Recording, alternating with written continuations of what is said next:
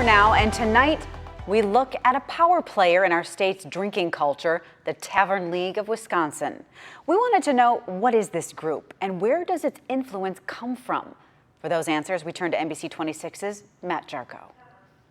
In its most simple terms, the Tavern League of Wisconsin is a group of bar and restaurant owners that makes up a big part of Wisconsin's alcohol industry. It's an organization of around 5,000 members and a rather small leadership group that works to promote and defend members' interests around the state.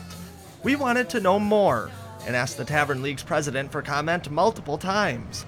We didn't hear back. So we went to talk with former state legislators who have worked with the Tavern League from both sides of the aisle. Democrat Tom Nelson. They have the reputation of having a lot of influence. And Republican Dean Coffert. They're very grassroots. They're very, they get their members involved in things. We want to note, Coffert's family owns a bar that is a Tavern League member, and he did receive campaign contributions from the group. When we looked at the Tavern League's overall contributions, we found it gave mainly to Republicans, but some Democrats too. According to the Wisconsin Ethics Commission Eye on Lobbying, the Tavern League spent more than $120,000 on lobbying efforts last year. Coffert and Nelson say the league's primary influence isn't in the money.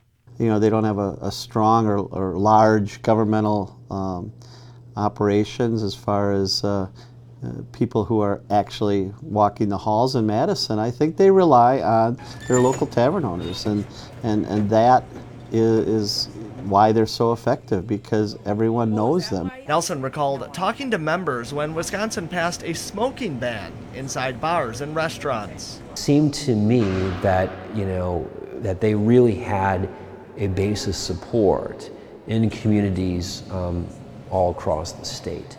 Now, sometimes there's organizations that are really top-heavy that don't have a good relationship with their membership. That was not the case with the Tavern League. At that time, the state also looked at making a first drunken driving offense a crime. Nelson said it didn't go through based on money and timing. It would have cost too much as the recession hit. It's been 10 years. There's no reason why this could not have been accomplished since then. At the Tavern League's lobby day this year, leadership said the group has supported tougher penalties on repeat offenders, ignition interlocks, and funding for the group's Safe Ride program. The Tavern League has not lobbied on criminalizing a first offense OWI. And while representatives of the Tavern League wouldn't talk for this story, we do know it's a powerful organization. Will leaders use that power to toughen penalties on drinking and driving in Wisconsin? We'll find out. Matt Jarko, NBC 26. This week, the Tavern League is holding their annual fall conference in Green Bay, a 4-day event.